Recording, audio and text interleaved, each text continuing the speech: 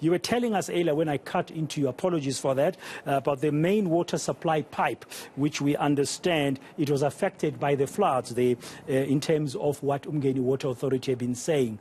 Can you just elaborate on that very quickly, please?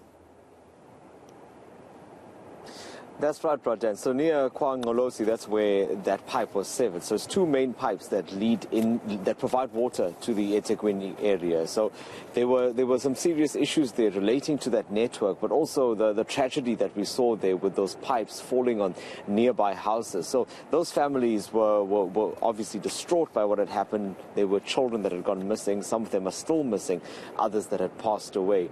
But what that had effectively done for eThekwini was that it had cut down the supply of water that gets here, and that has severely restricted the amount of water that people have had here. You know that we've had water shortages here since the floods, and what Umgeni Water had done today was the point of its visit was twofold. The one was to update residents and ourselves on what was going on, and the other was to visit that community to see exactly how they'd been impacted and find out how they could assist. So they were there to hand over some items as well. So coming back to the issue of water, some work has been done. eThekwini residents have some good news, because Umgeni Water will be starting up pump 3, as they call it, which basically means in layman's terms that the supply of water will improve. So it'll be almost at the level of where it was before the floods, but it will take a few days before it gets there. So let's listen into what Gabsi Matenjwa had to say. She's with the Umgeni Water Board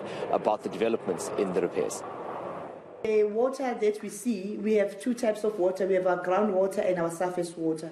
Now, in our infrastructure that has been affected, what has been affected is piped water, but then it showed itself up as surface water because of the damage that it caused. We have been testing our water, and also we have controlled the level of the water that is coming out, and wastewater has still remained as wastewater quality, which is not fit for human consumption because it is wastewater. And then the clear raw water also has remained with that quality. So although we have water of good quality from the pipes, we're warning and we're pleading with the people that please do not drink the water, because at that stage they won't be able to determine whether it's good quality water or it's wastewater. But from a human eye, some of it is not easily distinguishable. Post the disaster, we've managed to recover in the system an additional 130 megalitres. Now, to someone who's watching or someone who's listening, what does it mean to have an additional 130 megalitres? For us, it means if we have 150 people that are in an area, then those people will then multiply as we move along. So with 130 megalitres, we're looking at 866,000 people additional that we're not receiving. They're not receiving water the day of the disaster, and also we're estimating to be 150 litres per person per day. So if people are using less, then it's going to be more people. If they then get to use more water, then it's going to be less people that have access to water. So it sounds like although rationing is not on the cards, the Water Authority, Dasen, is appealing for people to use the water sparingly while the system gets back to what it was pre the floods.